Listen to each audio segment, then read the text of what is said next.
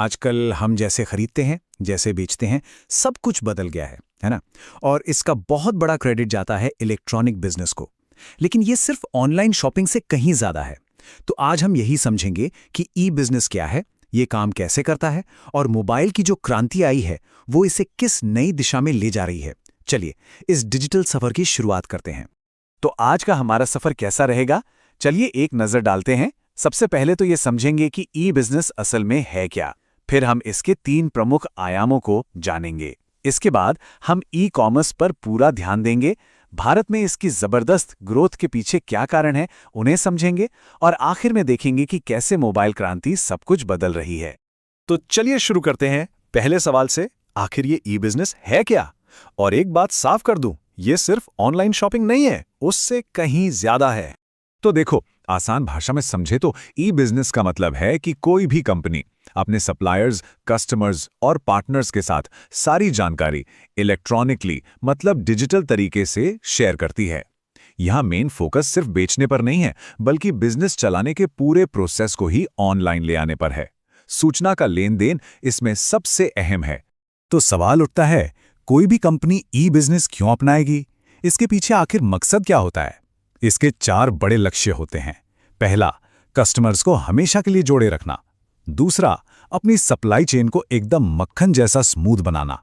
तीसरा, फालतू खर्चे कम करने के लिए कामों को ऑटोमेट करना। और चौथा, जो कि बहुत जरूरी है, बिजनेस से जुड़ा डेटा जमा करना ताकि सही फैसले लिए जा सके। अच्छा, अब ई बिजनेस को और अच्छे से समझने के लिए चलिए इसे इसके 3 मेन पिलर्स या कह सकते हैं 3 मुख्य स्तंभों में तोड़कर देखते हैं। ये 3 पिलर्स हैं। पहला, SCM यानी सप्लाई चेन मैनेजमेंट। सोचिए, ये बिजनेस का बैकबोन है। ये पक्का करता है कि सही सामान सही समय पर गोदाम से निकले। दूसरा है CRM यानी कस्टमर रिलेशनशिप मैनेजमेंट। इसका काम है ग्राहकों से रिश्ता बनाना, उन्हें खुश रखना। और तीसरा, जिसे हम सब अच्छे से जानते हैं, वो है ई कॉमर्स, मतलब ऑनलाइन खरीद बिक्री का प्लेटफॉर्म। चलिए, अब इन तीनों में से उस हिस्से पर फोकस करते हैं जिससे हम और आप शायद रोज ही डील करते हैं, और वो है ई कॉमर्स। अब अगर इसकी किताबी परिभाषा देखें तो ई कॉमर्स का मतलब है इलेक्ट्रॉनिक टूल्स का इस्तेमाल करके 2 या 2 से ज्यादा लोगों के बीच सामान या सर्विस का लेन देन करना। सीधे सीधे कहें तो ये ई बिजनेस का वो हिस्सा है जहां एक्चुअल ट्रांजैक्शन मतलब पैसा और सामान का लेन देन होता है। तो मान लीजिए किसी को अपना बिजनेस ऑनलाइन ले जाना है, तो उसे क्या करना होगा? उससे ये 4 जरूरी कदम उठाने ही पड़ते हैं। एक बढ़िया सा ऑनलाइन कैटलॉग बनाना, एक safe and secure ordering system देना, बिलिंग को ऑनलाइन करना और हाँ, हर तरह के इलेक्ट्रॉनिक पेमेंट को एक्सेप्ट करना। और इसके फायदे, अरे फायदे तो बहुत जबरदस्त हैं। एक तो इससे प्रॉफिट बढ़ता है, कागज का खर्चा कम होता है, ऊपर से कस्टमर्स को तेज सर्विस मिलती है और बिजनेस की पहुंच लोकल मार्केट से निकलकर पूरी दुनिया तक हो जाती है। ठीक है, तो अब हम ये तो समझ गए कि ई कॉमर्स क्या है, पर जब हम बाय नाउ पर क्लिक करते हैं तो पर्दे के पीछे क्या होता है? चलिए एक टिपिकल ऑनलाइन ट्रांजैक्शन की पूरी एनाटॉमी को समझते हैं, जिसमें 9 की स्टेप्स होते हैं। तो सबसे पहला फेज शुरू होता है विज्ञापन और शॉपिंग से। मतलब हम वेबसाइट पर कैटलॉग देखते हैं, चीजें पसंद करते हैं। इसके बाद बारी आती है नेगोशिएशन की, जहां डिलीवरी, पेमेंट जैसी शर्तों पर बात पक्की होती है। और फिर फाइनली ऑर्डर प्लेस किया जाता है। अब आता है दूसरा और सबसे अहम फेज, असल लेन देन। इसमें क्या होता है? खरीदार को बिल भेजा जाता है, फिर वो ऑनलाइन पेमेंट करता है और पेमेंट मिलते ही सामान या सर्विस की डिलीवरी कर दी जाती है। कह सकते हैं कि ये पूरी प्रक्रिया का दिल है। और ट्रांजैक्शन यहां खत्म नहीं होता। इसके बाद आता है आखिरी फेज, फॉलो अप।